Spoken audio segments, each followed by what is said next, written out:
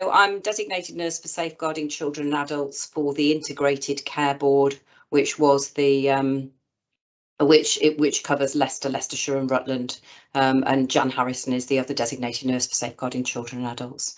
Next slide, please. Thanks.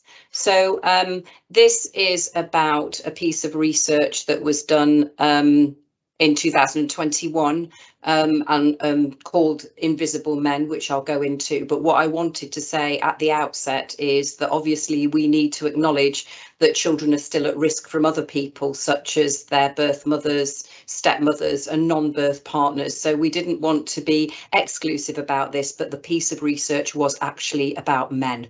But we don't want to be not appropriate about genders here. And it'll be self-explanatory as I go through the slides. Next slide, please. So the myth of invisible men was part of a piece of research by the Child Safeguarding Practice Review Panel, and it was published on the 16th of September, so just over a year ago. Oh, sorry, I keep getting pop-ups over the top of what I'm reading, I'm sorry. So what I wanted to do was just summarise what that research was about. Babies under the age of 1 year are actually subject to more non-accidental injury than other groups of children. So we're talking about very young babies here, and also that most perpetrators are men. And so therefore they're the greatest source of risk to those children, but often they are the men are the people that we know least about. So the study that took place was field work. It was also a literature review, and then psychologists went and spoke to perpetrators in prison who had harmed babies or where the babies had died. And the key questions that the study were asking was, how does the safeguarding system as a whole understand the role of men and the male carer, and how can we be more effective at engaging and accessing men and assessing men? So the cases that they looked at that were eligible with children under the age of 1 year were 92 cases, and the babies had either been injured or killed. And so that was out of a year of cases, and it was 35% of all the cases. And it's interesting to note because it's worth taking on board that in 81% of the cases, or the majority of the cases, the babies were living with the birth father. And then those key percentages under there are something that we need to be aware of, that actually just under half of those cases were only known to universal services. So they weren't known to any other services. Only just over a quarter had early help. 13% were children in need and 12% on a child protection plan. So the cases in the brackets there are the actual physical cases, and then the percentages are to the left. Next slide, please. So key facts in terms of men and male carers, like I've said, men are more likely to be perpetrators, especially with abusive head trauma, and people will know all about the work that's being done with ICON to reduce babies being shaken.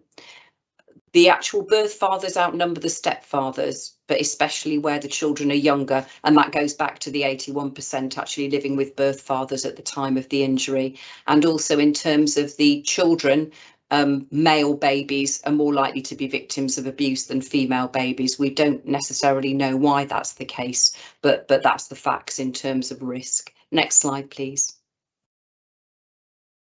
So in those cases that we're talking about, so as I said before, they're in the brackets there. So 64% domestic abuse was present in the case. 35%, so over a third, the father had mental health difficulties. Again, a third of the cases the parents were young parents, and it's a small number but significant that 5 of the cases were care leavers as well. So those 4 risk factors are important to note. Next slide, please. Sorry, I keep getting pop-ups over the top of what I'm reading. So the issues for the male perpetrators, adverse childhood experiences, substance abuse, a normalising of taking drugs, particularly cannabis, I think, and mental health histories. So one of the things that came out of the research, and it actually is quite accessible to read, is that we're probably very well aware in the system of fathers that we know to have had a violent background or have a violent history, but what we don't necessarily know is the finer detail of men that aren't on our radar in terms of what their history was, and joining up that information. So things like difficulties managing anger, ADHD, anxiety and depression, and the ACEs, we might not know about that in terms of the history of the birth father in the cases that we're working with. And also, like I've said, the coexisting domestic abuse and very quickly defaulting into aggression to manage situations. So all of those issues for the male perpetrators. Next slide, please. So the context, and I guess that is even worse in the current climate. So the context in terms of all of those problems and the risks that we were talking about, but again, on top of that, debt and poverty, not in work, racism, the care leavers, like I've already mentioned, and like I said, not necessarily men with a violent history that we know about or a violent history against adults, but violent acts. So outbursts, sudden angry outbursts, and a history of that sort of nature. Next slide, please. So there was no one single indicator that helped people identify risk. It was the challenges coming together, a bit like talking about finances at the moment and the cost of living crisis. Also the history, the type of health, and obviously mental health came up, and then those external pressures. So in a sense, if you haven't met with the father, if you don't know the history and you don't know the detail, you're not going to be able to put all of those factors together that increase the risk. Next slide, please. So in terms of men that had been interviewed and the kind of messages that men were sharing with the interviewer, that's the psychologist that went into prison. Sorry, I'm having to just click on pop-ups. There were men that really wanted to be involved in sharing the difficulties and about being included. But also the men who were less keen to be involved were sort of enabled by the system not to be involved. So it was about filtering that out and understanding how to engage men more effectively. And the other points the research was making is often men aren't specified in key documents. Health visitors aren't trained to work with men. There could be information that GPs have of known risk factors, but they weren't shared. I think the other information to note is, and certainly in cases that I've looked at in detail, sometimes the father of children isn't registered with the same GP as the mother and the children as well, and that complicates matters even further. Inconsistency at the front door of what is shared and what's not shared, and not getting a fuller picture of the family, the sorts of things that I've just talked about in the previous slides. Next slide, please. So again, there's some quite interesting data about how men can be excluded. So, for example, the points made here, fathers were only invited to child protection conferences just over half of the time. Known violent fathers not contacted by social workers just over a third of the time. There are 30,000 cases where men were involved in more than one lot of care proceedings. So again, that's about the history. You know, have you got other children, etc., etc. We could be seeing a father, I suppose, and just not recognising the risk history there. And only 68% of completed assessments involved fathers. Next slide, please. So the research did recommend a 4-tier model. This isn't my research and it's not my 4-tier model, but I think it's quite interesting to look at what the research was saying. So right at the bottom there, all the history that I keep going on about in these slides is understanding men's lives and their experiences. So their ideas of fatherhood, what their personal histories were of being parented, and race and ethnicity, all of that sort of detail, really significant. And then engaging and assessing men, looking at parental strategies, understanding their knowledge of child development. It's a really difficult thing if you've never parented a child before, and back to understanding their life and their experience, and that would be particularly significant for children and young people who've had a care experience and have had a lot of deprivation in their histories. That's not to say they wouldn't be good parents. We've probably all worked with young parents and care leavers who've worked very well, but it's about that risk, and it's about the need for the support, and then supporting best practice. So again, the supervision and first line management of workers, exploring fear and anxiety, and the quality assurance of those things, and then service design right there at the top, the culture and context, the tools and the frameworks of what is being used. But as I say, that's the 4-tier model that was a result of the research. Next slide, please. So the review in itself recommended that all the safeguarding partners looked at local strategies and action plans and improved practice and responses. So I've just highlighted the culture and context. So that's about how health visiting is commissioned and links with other services, the expectations about working with men, and the support when working with violence and aggression, the processes, the linking up of services, the response to the Domestic Abuse Act 2021, and then the tools and the frameworks. So, you know, it's not just one thing, it's a whole system there. And as I say, that it wasn't that they were giving answers, but they were giving recommendations in that piece of research. Sorry, there's a lot of information on there. Okay, thank you. So this is the conclusions. So there can be, you know, terrible and sometimes fatal injuries on babies that have been inflicted by men in the past, but they are responsible for their actions and need to be held accountable for them.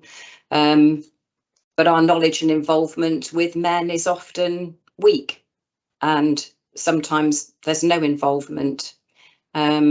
Work with mothers tends to be much more nuanced and balanced and sophisticated, which I think is probably true. And yet there are men who want to be involved as fathers and express difficulties, that they're not seen and not heard and not included. And I think that we can all kind of relate to that. And also, I'm thinking about ICON really, and also what's happened with the sickness and the lockdown and all the rest of it in the last couple of years, that actually when we're talking about crying, sleeplessness, parenting, we give a lot of those messages to women and repeatedly give them to women, but we don't necessarily talk to men about it or talk in detail about how they manage those things. So we're trying to target more information at men, but it's how effective that is, and are they listened to in the way in which clearly the fathers in this research were saying they weren't listened to. I think there's a quote in the research that talks about how all the questions were focused on the mother in the situation, and the father in his head was going, well, she's giving you all the answers you want, but actually that's not what it's like as soon as you leave. It's really awful. So I think it was that feeling that they were disempowered from actually saying what was going on. Next slide, please. So, like we said before, some men want to be involved, others want to actually get away from their paternal duties, and they do present a risk to babies. And often seek invisibility or just be absent. So it's the entirety of the system, from the universal provision, because like the statistics were saying that almost half, practically half of those cases, there was just universal services going in, up to the specialist child protection agencies about working with fathers, that there are inadequacies there. So the other message from that research was the men aren't invisible, they're unseen. Okay, thanks. Next slide, please. So this was just a summary of the research. Obviously, we haven't got all the answers, but one of the key things in engaging men, but helping men to explore and understand fatherhood, particularly the good resources that we have about the first 1001 days and normal child development, helping understand, for example, about crying is a communication and what is normal for a baby, which they may not know, and all of the resources that we have locally, like ICON, DadPad. We haven't got that yet, but the perinatal mental health service are paying for DadPad, and that will be in place. So that is a particular resource specifically for dads, linked into lots of things that are probably more accessible to fathers and men than they have had other resources before. It's particularly been well thought out. Healthy Together resources, Home Start, all of those resources that we've got in LLR that could be available to men and maybe they don't know about. Thanks for the information that's coming through. So key questions for practitioners that were pulled out of the research. I've just pulled these together. Recording the names and dates of births of fathers or male carers in the household, or who visit the household or in a relationship with the birth parent, so that we've got a holistic view. And that's not about being negative. It's also about being, what are the positive skills and talents of the fathers available and where can we support them? So it's understanding who's moving in and out of that household, and actually making more effort to understand that. What relationship that father or male carer has with the child or children. It's helpful to understand that, and it's helpful to understand, again, whether they could have support and what their knowledge is. It's not all about things being negative and risk. It could be really positive things. What kind of role that person takes in the life of the child. Are they taking them to services? Are they involved in looking after them overnight, that kind of thing? What experience they have of caring for children? Could they be given more help with that? Sources of support as well in caring roles. So again, grandparents, uncles, aunts, grandfathers, sisters and friends. As I've said before several times, the history of the father of the male carer, and I guess amassing some sort of idea of risk there and whether there are things that need to be addressed, quite importantly, quite high up on the list, and also health and well-being issues. So things like mental health and drug and alcohol misuse. And again, probably women, when they're expectant, mothers and women generally, are probably asked a lot more about their health history and usually attend GP practices more. So we know more in depth about those sorts of things and histories, and they're asked those questions, but fathers often aren't asked those questions. The context as well, really important, like I talked about earlier, in terms of finances and housing, etc. And then sharing that background information to other services. Next slide, please. So again, this is sort of part of the research, but again, just summarising those things. So planning for men involving fathers and male carers. Sorry, I just keep getting pop-ups. And non-birth parents in the services that are available. Again, often the messages are targeted at women and not targeted, and targeted at birth mothers as well, and not targeted at other people.